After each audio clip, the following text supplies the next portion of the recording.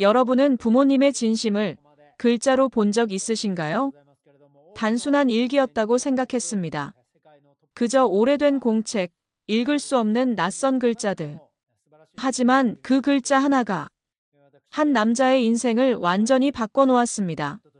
14년 동안 그는 자신이 누구인지 몰랐습니다. 자신의 이름조차 부끄러워하며 살아왔죠. 그런데 어느 날, 돌아가신 어머니의 일기장에서 발견된 단 하나의 편지. 그 편지를 읽는 순간 무뚝뚝하던 아버지가 오열하기 시작합니다. 나는 몰랐습니다. 우리 아버지가 그렇게 울 줄은요. 왜였을까요? 왜 그렇게 아버지는 울 수밖에 없었을까요? 읽지도 못하는 한글 편지 한 장. 그 편지 속엔 도대체 어떤 이야기가 있었던 걸까요? 그리고 그 아이는 어떻게 어머니가 남긴 글자를 통해 잃어버린 가족의 온기, 그리고 자신의 정체성을 되찾을 수 있었을까요? 단순한 혼혈소년의 이야기가 아닙니다. 이건 말보다 더 깊은 마음의 이야기입니다. 바로 지금 사연을 들어보겠습니다. 그 전에 잠깐, 좋아요와 구독은 큰 힘이 됩니다. 혹시 여러분은 읽을 수 없는 글자를 본 적이 있으신가요? 무슨 말이냐고요? 제가 하고 싶은 이야기는 단순히 외국어를 몰라서 생긴 작은 에피소드가 아닙니다. 오히려 그 정반대였어요. 그 글자들은 저에게 있어 잊혀진 누군가의 마음이자 닫힌 문이었고, 동시에 제게 유일하게 남겨진 가족의 흔적이었거든요. 안녕하세요. 제 이름은 김하늘입니다. 올해로 14살이 되었고, 일본 시즈오카현의 한 산골 마을에서 태어나 자란 학생이에요. 겉모습만 보면 그냥 평범한 일본 중학생이라고 생각하실 수 있지만, 저에겐 조금은 다른 이야기들이 있습니다. 사실 저는 한국인 어머니와 일본인 아버지 사이에서 태어난 혼혈입니다. 그 말이 이렇게까지 무겁게 들릴 줄은 몰랐어요. 초등학교 때부터 친구들은 제 이름을 웃으며 따라 불렀습니다. 하늘이라고 장난스럽게 부르며 이상하다는 듯이 고개를 갸웃거리곤 했죠. 처음엔 그냥 재미로 그러는 줄 알았어요. 하지만 시간이 지나면서 그게 단순한 장난이 아니라는 걸 느끼게 됐습니다. 제 외모, 이름, 말투, 어디 하나 이 마을과 완전히 어울리는 부분이 없었던 거죠. 집에서는 늘 조용한 아버지와 단둘이 지냈습니다. 어머니는 제가 7살이 되던 해에 돌아가셨거든요. 그때의 기억은 솔직히 흐릿합니다. 장례식장에 많은 사람이 있었고, 아버지는 말없이 검은 정장을 입고 계셨고, 저는 왜인지 계속 하늘만 쳐다보고 있었어요. 그날 이후, 우리 집은 정말 조용해졌습니다. 아버지는 무뚝뚝했고, 저는 혼자서 많은 시간을 보내야 했습니다. 그런데 며칠 전, 아버지가 책장 위에 오래된 상자를 하나 꺼내며 이렇게 말했어요. 이건 내 엄마가 너한테 남긴 거야. 그 상자 안에는 빛이 바랜 공책이 한 권 들어 있었습니다. 그 속엔 저에게 낯선 글자들이 빼곡하게 적혀 있었어요. 어머니가 쓴 한글 일기였던 거죠. 하지만 저는 읽을 수가 없었습니다. 그건 단지 외국어였기 때문이 아니었어요. 그것은 제가 의도적으로 외면해온, 그리고 부끄러워했던 한국인이라는 정체성과 마주하는 일이었으니까요. 그 일기장을 처음 받았을 때 솔직히 저는 그저 무서웠습니다. 무언가를 읽지 못한다는 건 그 내용을 이해하지 못한다는 것뿐만 아니라 마음과 마음 사이에 투명한 벽이 생기는 기분이 들거든요. 심지어 그 벽은 이미 세상에 없는 어머니와의 사이에 있었기에 더더욱 절망스러웠습니다. 그날 이후로 며칠간 그 공책을 책상 서랍에 넣어두고 꺼내지도 않았습니다. 그리고 매일같이 같은 생각만 되뇌었습니다. 왜 나는 어머니의 언어를 모를까? 왜 나는 어머니의 나라에 대해 이렇게 아는 것이 없을까? 혹시 저 글자들 속에 나에 대한 이야기가 숨어 있는 건 아닐까? 그렇게 수많은 질문들이 쌓여갔고 결국 저는 용기를 내어 마을 도서관을 찾게 되었습니다. 한적한 평일 오후 도서관은 조용했고 책 냄새가 진하게 배어 있었어요. 그런데 그곳에서 저는 예상치 못한 사람을 만났습니다. 아, 혹시 너 김하늘 맞지? 그녀는 하라 유코라는 이름의 사서였고 한국 드라마에 푹 빠져 있는 분이었습니다. 처음엔 저도 경계했지만 그녀의 말투는 너무나도 따뜻했고 무엇보다 그녀가 건넨 책 한 권이 저의 마음을 흔들었습니다. 한글이 어렵긴 해도 내가 엄마의 마음을 알고 싶다면 이걸 시작해보는 게 좋지 않을까? 그 책은 어린이용 한글 만화책이었고 표지에는 귀여운 캐릭터들이 기억 니은 디 그들 손에 들고 웃고 있었습니다. 저는 잠시 망설이다가 그 책을 품에 안고 도서관을 나섰어요. 그날 밤 저는 방 안에 불도 켜지 않은 채 그 책을 펼쳐들었습니다. 그리고 기억을 따라 쓰기 시작했죠. 처음엔 연필이 손에서 미끄러질 정도로 떨렸지만 어느새 나라는 단어를 한번 적어보게 되었고 그 글자가 어머니가 자주 말하던 그 말이라는 걸 깨달았을 때 저도 모르게 가슴이 두근거렸습니다. 처음으로 느꼈습니다. 이 낯선 문자는 단순한 기호가 아니라 어머니가 남긴 목소리였다고요. 그리고 그 목소리는 아직까지도 저를 향하고 있다는 걸 알게 되었어요. 그날 이후로 저는 매일 밤 책상 앞에 앉아 어린아이들이 배우는 것처럼 자음과 모음을 하나하나 써 내려가기 시작했습니다. 다를 따라 쓰는 건 생각보다 쉽지 않았지만 매번 이건 엄마가 남긴 글자야라고 스스로 되뇌면 희미하게 미소가 지어졌어요. 그건 처음으로 제가 어머니와 다시 이어지고 있다는 느낌이었거든요. 낮에는 여전히 마을에서는 저를 향한 시선이 따갑습니다. 친구들은 왜 요즘 갑자기 책만 들여다봐? 한국어 공부한다고? 웃기네 같은 말을 툭툭 던졌고 심지어는 어떤 아이는 너 그냥 일본 떠나서 한국 가라고 말하기도 했습니다. 그 말에 상처를 받지 않았다고 하면 거짓말이겠죠. 하지만 저는 그 아이들이 모르는 걸 알고 있었어요. 제가 공부하고 있는 건 단지 언어가 아니라 제 어머니의 삶이자 제 뿌리였고 어쩌면 제가 누구인지를 찾아가는 여정이었으니까요. 하라 유코 씨는 그런 저를 보며 더 많은 자료를 가져다 주셨습니다. 한글 학습 동영상, 한국 전래 동화, 그리고 가끔은 직접 만든 한식 도시락도 주셨어요. 이게 내 엄마가 자주 먹었을지도 몰라라며 웃으셨죠. 저는 유코 씨에게 아무렇지 않게 고맙습니다. 라고 했지만 속으로는 눈물이 날 정도로 감사했습니다. 누군가가 저의 정체성을 응원해주는 느낌, 그건 정말 처음이었어요. 한편 집에서는 아버지와의 대화는 여전히 짧았습니다. 학교 어땠냐고 묻지도 않고 밥은 먹었냐는 말조차 잘하지 않으셨거든요. 하지만 저는 이제 아버지를 원망하지 않게 되었어요. 어머니가 돌아가신 이후 아버지는 늘 무표정하게 살아왔지만 어쩌면 그건 아버지도 저처럼 상실의 언어 속에서 길을 잃은 것일지도 모른다는 생각이 들었습니다.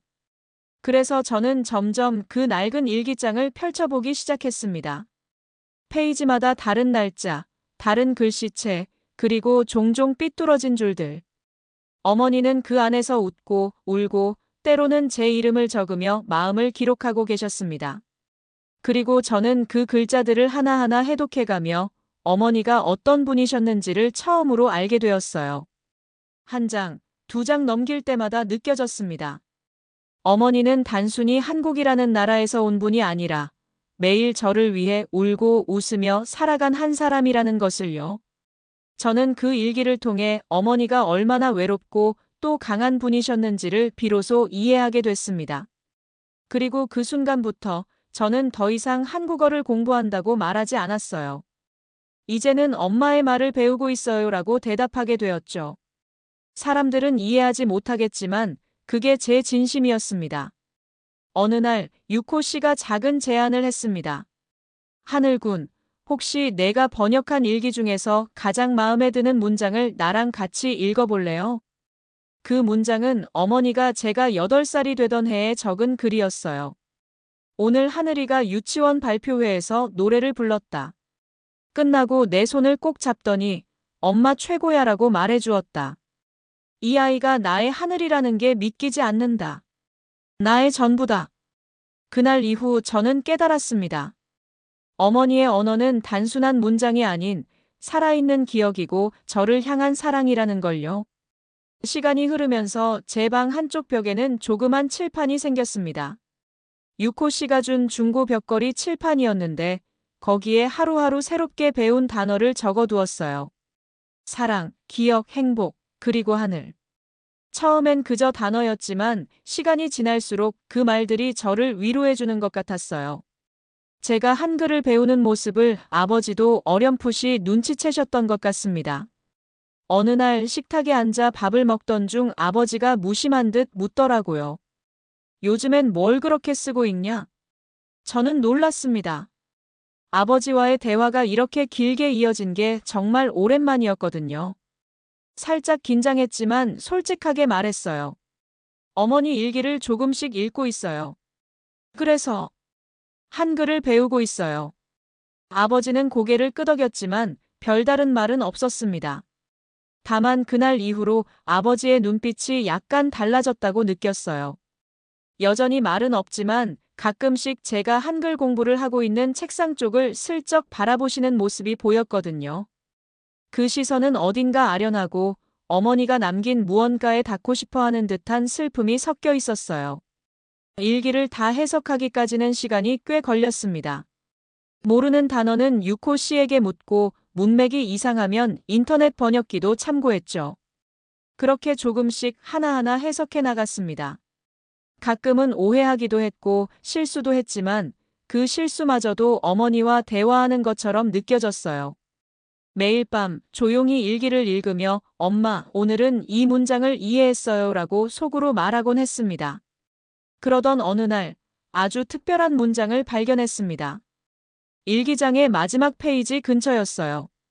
글씨는 조금 흔들려 있었고 마치 떨리는 손으로 적은 듯 보였습니다. 그 문장은 이렇게 시작되었습니다. 켄지 씨에게. 그 순간 저는 숨을 멈추었습니다. 켄지 씨는 바로 아버지의 이름이었습니다. 그날 밤 저는 일기를 덮지 못했습니다. 페이지를 넘기고 또 넘기면서 어머니가 아버지에게 남긴 마지막 메시지를 읽어내려갔어요. 하지만 그 편지는 모두 한글로 되어 있었고 아버지는 읽을 수 없는 내용이었습니다. 마음 한편이 너무 아팠습니다. 그 안에는 어머니가 얼마나 아버지를 사랑했는지, 그리고 저를 둘이 함께 키우기를 얼마나 바랐는지, 그런 진심이 고스란히 담겨 있었거든요. 그 편지를 혼자 읽는 동안 저는 처음으로 이건 나만 알아선 안 되겠다는 생각을 했습니다. 아버지도 이 편지를 알아야 한다고요. 어머니의 마음을, 그분이 남긴 마지막 인사를 아버지도 꼭 느껴야 한다고 생각했습니다. 그래서 저는 결심했습니다. 이 편지를 아버지께 직접 읽어드리기로요. 처음엔 두려웠습니다. 아버지 앞에서 한글로 된 편지를 읽어드린다는 것이요. 아버지가 뭐라고 하실지 몰랐고 괜히 상처만 드릴까 걱정도 컸습니다. 하지만 어머니가 남긴 말은 시간이 더 흐르기 전에 꼭 전달되어야 한다는 생각이 들었어요.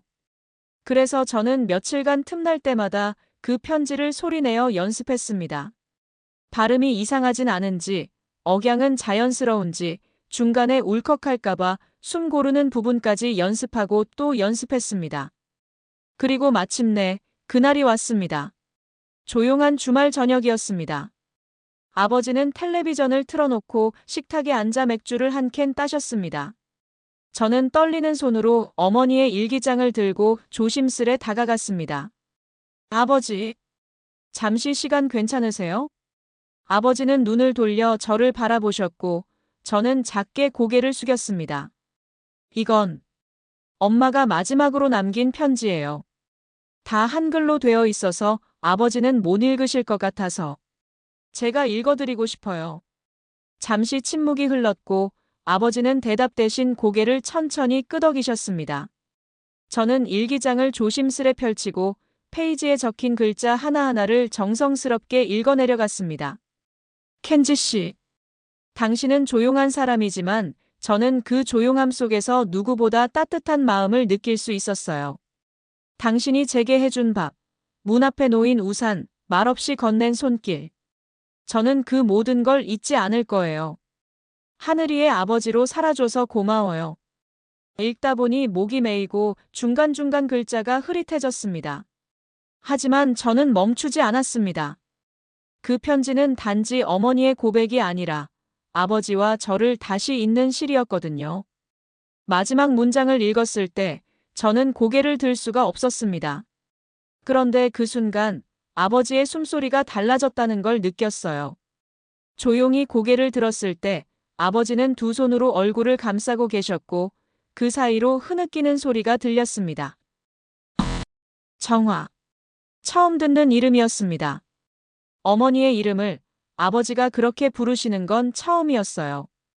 저는 놀라서 말없이 바라봤고 아버지는 손등으로 얼굴을 닦으며 조용히 말씀하셨습니다. 그 사람.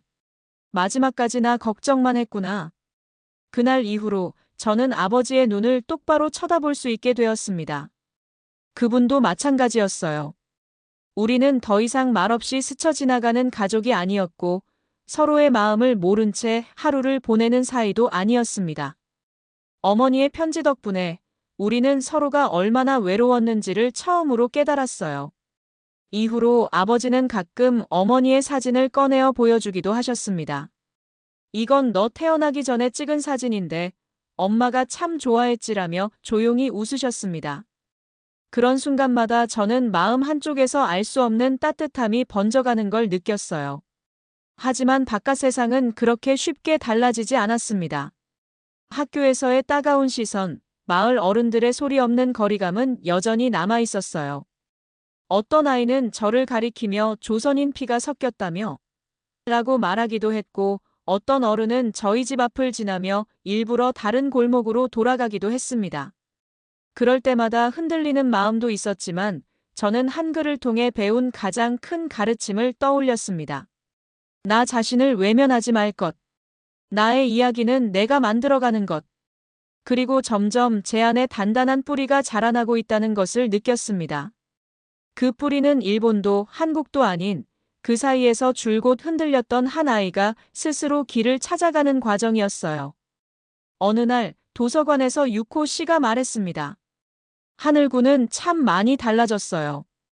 처음엔 눈도 못 마주쳤는데 지금은 말할 때마다 사람을 바라보네요. 그 말을 듣고 저는 작게 웃었습니다.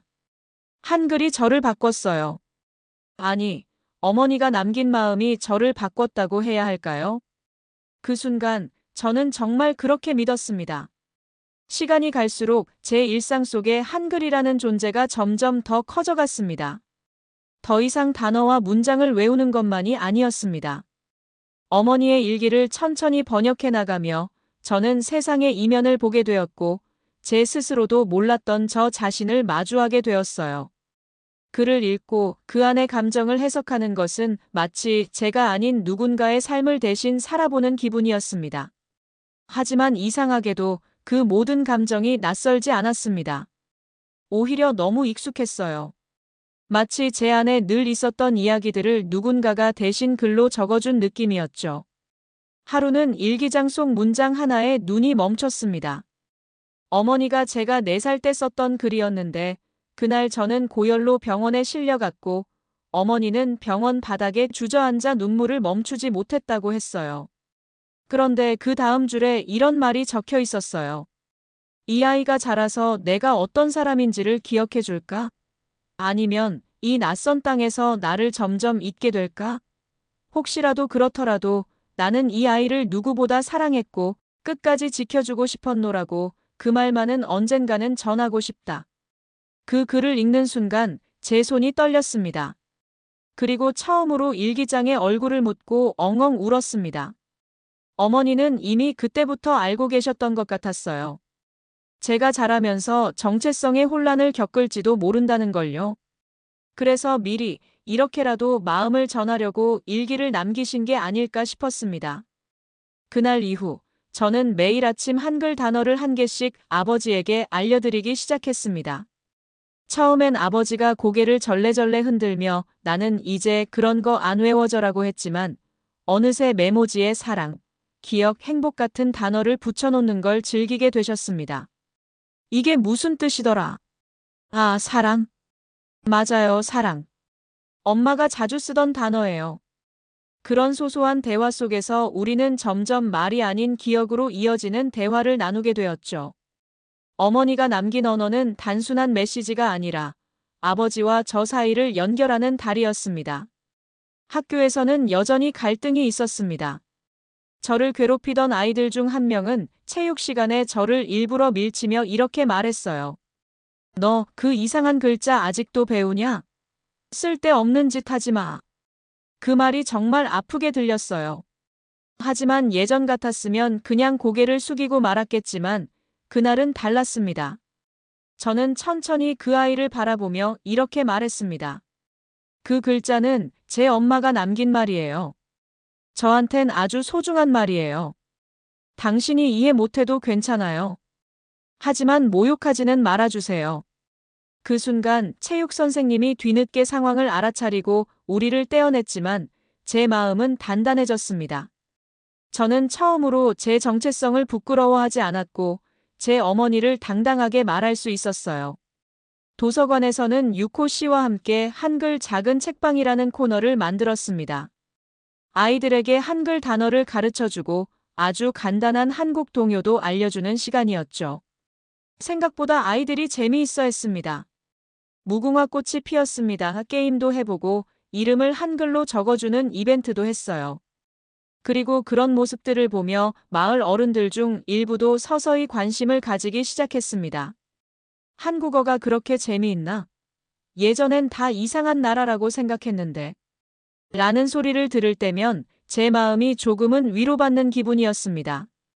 어느 날 아버지가 도서관 앞 벤치에서 저를 기다리고 계셨습니다. 저녁 해가 지는 시간, 붉은 노을이 도서관 유리창에 비치고 있었습니다. 저는 놀란 마음으로 다가가자 아버지는 조용히 메모지 한 장을 건네주셨습니다. 거기엔 삐뚤삐뚤한 글씨로 이렇게 적혀 있었습니다. 하늘아, 나도 배워볼게. 너희 엄마의 말. 그 말 한 줄이 제 가슴을 벅차오르게 했습니다. 아버지는 여전히 말이 많지 않으셨지만 그 말 하나로 제 모든 감정을 어루만져 주신 것 같았습니다. 그렇게 우리는 아주 천천히 서로를 배우고 있었고 서로의 언어를 조금씩 익히고 있었어요. 그리고 저는 확신하게 되었습니다. 언어는 단지 말과 문장을 넘어서 사람의 기억을 이어주고 마음을 건네주는 힘이 있다는 것을요. 그리고 그 언어가 바로 제 어머니가 남기신 한글이라는 사실이 너무나도 자랑스러웠습니다.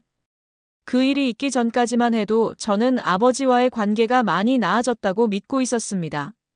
서로 말도 조금씩 트였고 하루에 한두 마디는 웃으며 대화도 할 수 있게 되었으니까요. 그리고 아버지는 예전처럼 저를 멀리하지 않았고 심지어는 한글 자음 카드를 꺼내 들고 따라 써보시기도 했습니다. 그 모든 것들이 저에겐 하나의 기적처럼 느껴졌습니다. 하지만 사람 사이의 관계는 그렇게 단순하게 한 방향으로만 흐르지 않는다는 걸 저는 너무 늦게 깨달았던 것 같습니다. 그날은 평소와 다름없는 수요일 오후였습니다. 학교 수업이 끝나고 저는 도서관에서 유코 씨와 함께 한글 소책자 정리를 도와주고 있었어요.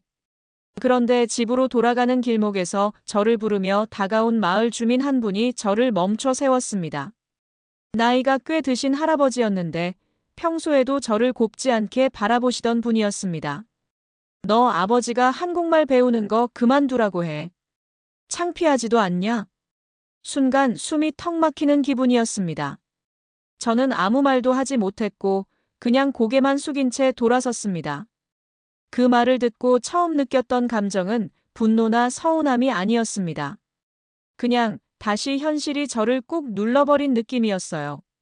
저는 그날 밤 한글 공부를 하지 못했습니다.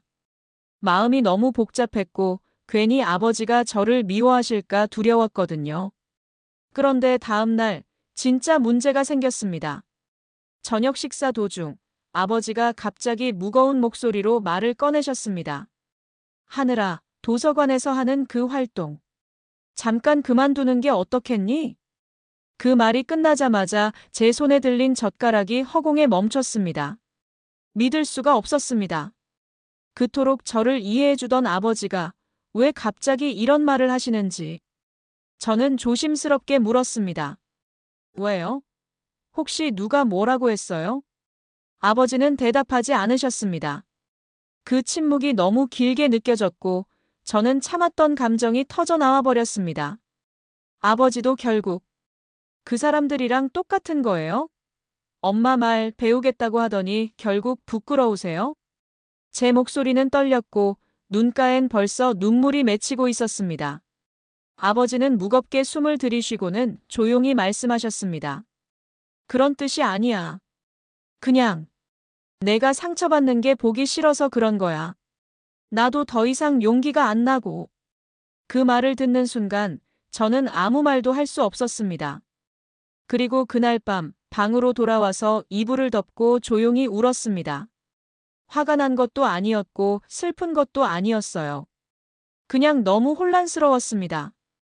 어머니의 흔적을 찾아가던 그 길이 이제는 벽에 막힌 느낌이었어요. 며칠 동안 저는 도서관에도 가지 않았고 한글 책도 열지 않았습니다. 학교에서도 멍하니 창밖만 바라보며 시간을 보냈고 선생님께선 몸이 안 좋은 거니? 하고 걱정하셨지만 저는 대답할 수 없었습니다. 그런데 예상치 못한 변화는 또 다른 곳에서 시작되었습니다. 유코 씨가 어느 날 집 앞에 찾아오셨습니다. 손에는 작은 상자 하나를 들고 계셨고 제게 건네며 말씀하셨어요. 하늘군, 이건 너희 어머니가 생전에 일본에서 친한 분에게 맡겨둔 물건이래요. 그분이 최근에 그걸 전해줬어. 상자 안에는 작은 USB와 노트 한 권이 들어 있었습니다. USB에는 어머니가 생전에 직접 녹음한 한국어 음성이 들어 있었고, 노트엔 짧은 한국어 문장들과 함께 일본어로 된 해석이 적혀 있었습니다. 그것은 명백히 아버지를 위한 기록이었습니다. 켄지 씨가 나중에 이걸 읽고 들을 수 있었으면 좋겠어요. 말이 많지 않아도 이 사람은 누구보다 정직한 마음을 가진 사람이니까. 그 문장을 보는 순간 저의 마음은 다시금 무너져 내렸습니다. 어머니는 이미 오래전에 모든 것을 준비하고 계셨던 거였어요. 언젠가는 아버지도 자신의 언어가 아닌 사랑으로 소통할 수 있으리라 믿고 계셨던 거죠.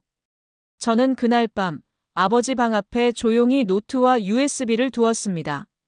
그리고 문 앞에 메모를 붙였어요. 엄마는 끝까지 아버지를 믿었어요. 저도 그래요. 다음 날 아침 식탁에는 아버지가 직접 끓이신 된장국이 놓여 있었고 식탁 한켠엔 사랑합니다라고 한글로 적힌 쪽지가 있었습니다.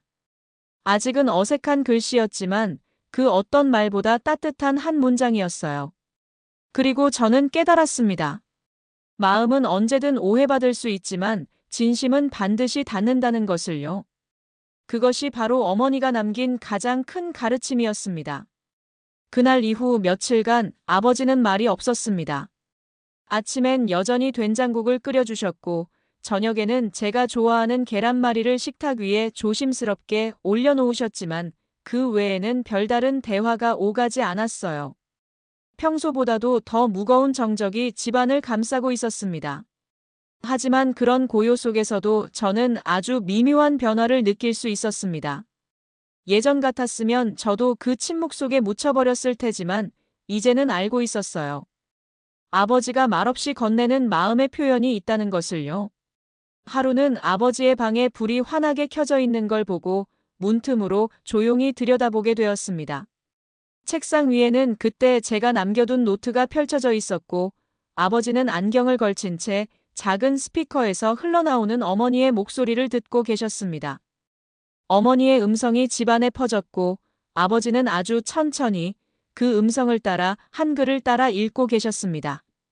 사랑, 합, 니, 다. 입모양이 어색했고 발음도 정확하지 않았지만 그 장면을 보는 순간 저는 다시 한번 울컥하고 말았습니다. 사랑한다는 말은 누구나 할 수 있지만 그 말을 배우기 위해 용기를 내는 사람은 많지 않거든요. 그날 밤 저는 잠이 오지 않았습니다.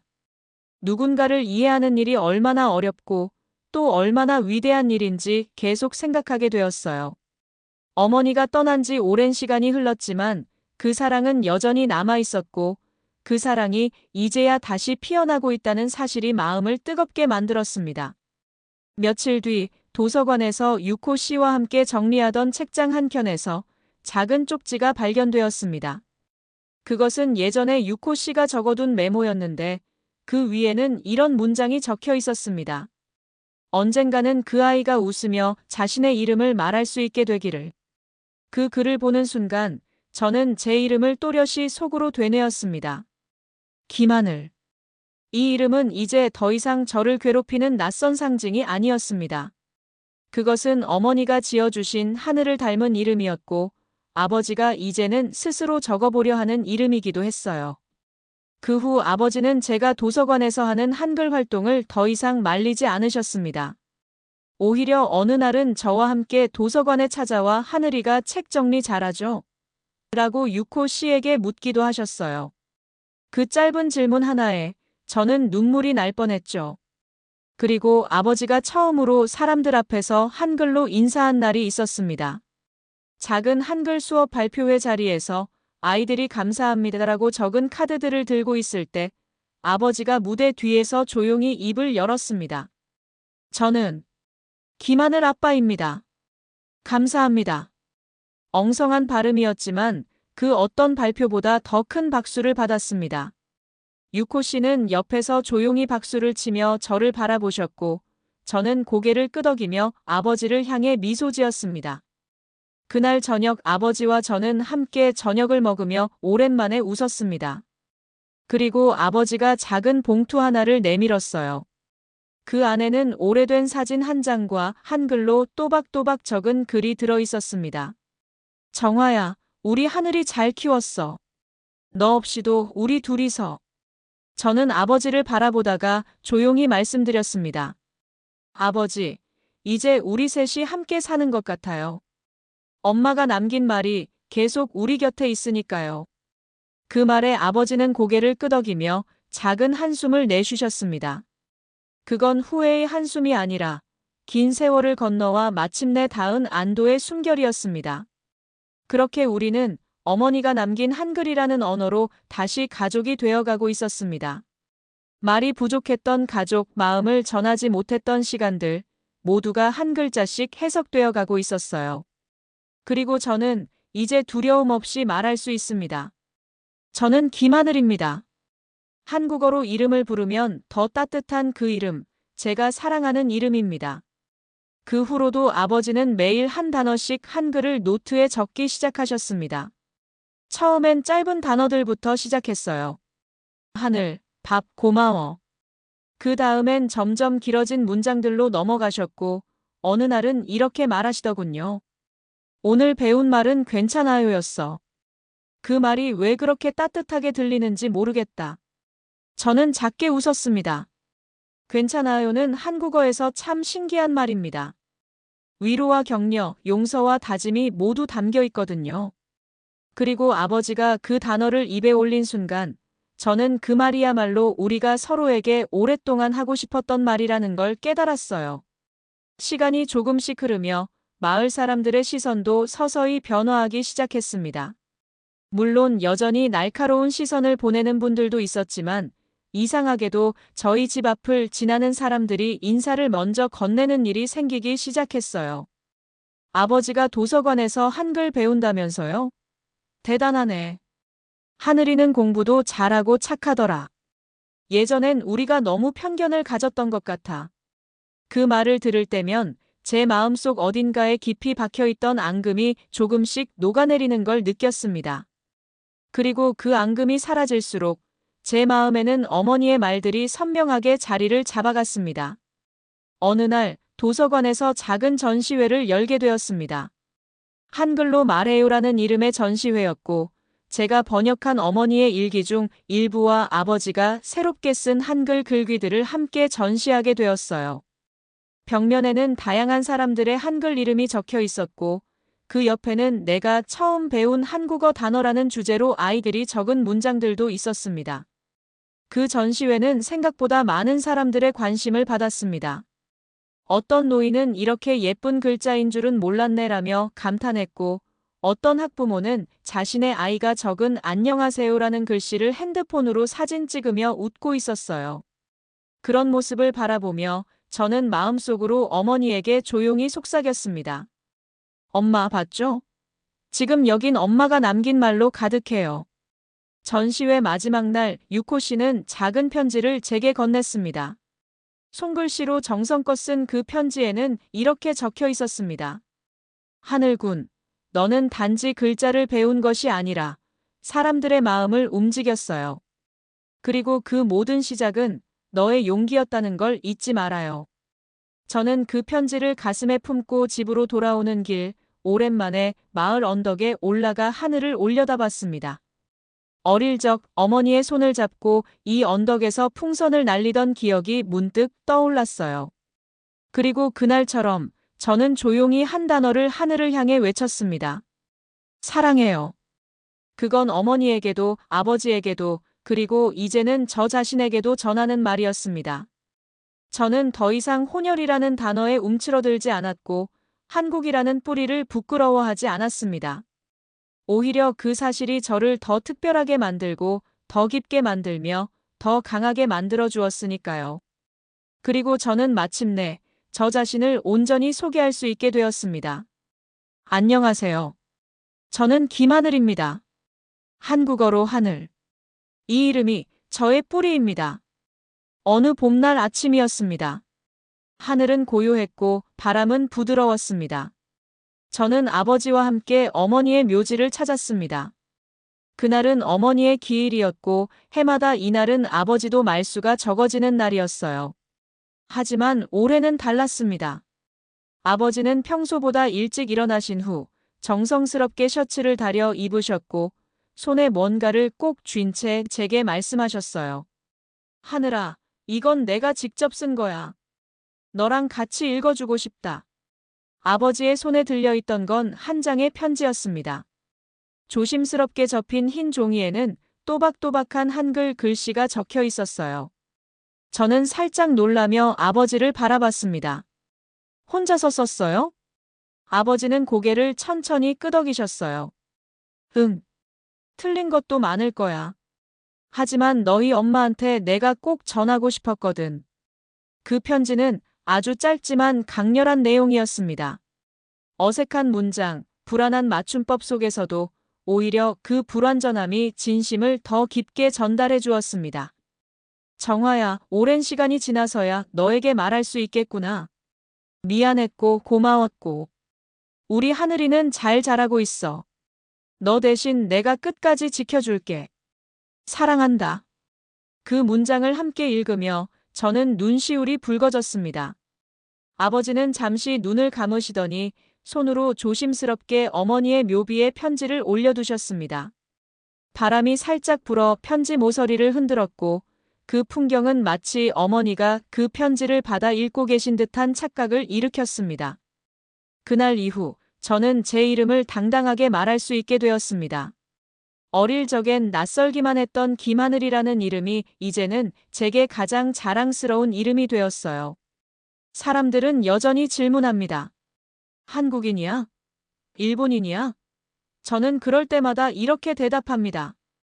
저는 김하늘입니다. 일본에서 태어났고 한국인의 피가 흐르고 있어요. 그리고 저는 두 문화를 모두 사랑합니다. 예전엔 그런 대답조차 두려웠어요. 어느 한쪽을 선택해야만 할 것 같았거든요. 하지만 이제는 압니다. 사람은 두 세계 사이에서 살아갈 수 있고 그 사이에 피어난 언어와 사랑도 온전히 자기 것이 될 수 있다는 걸요. 제가 사는 마을에도 변화가 찾아왔습니다.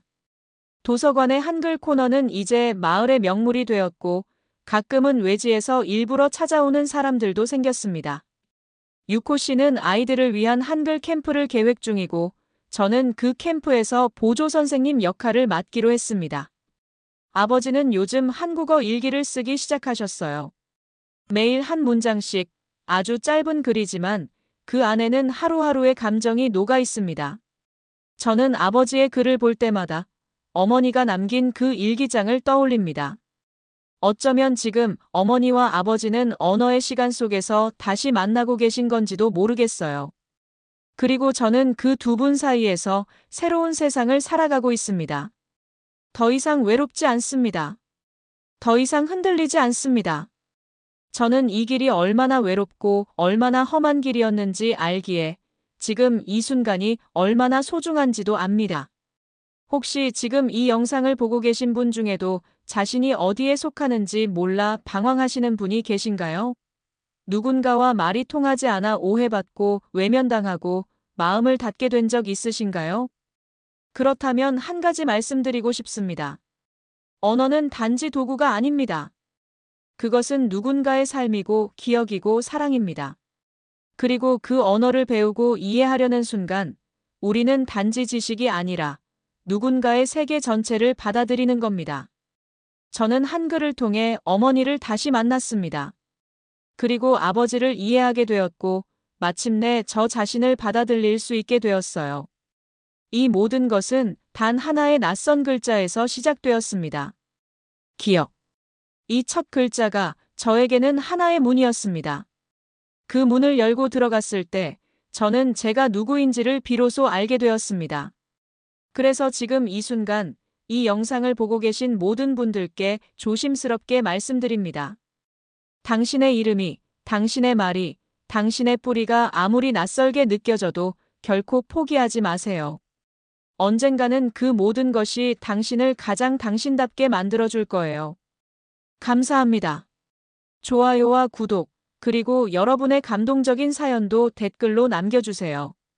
다음 이야기에서도 마음을 울리는 한국의 진짜 이야기를 전해드릴게요.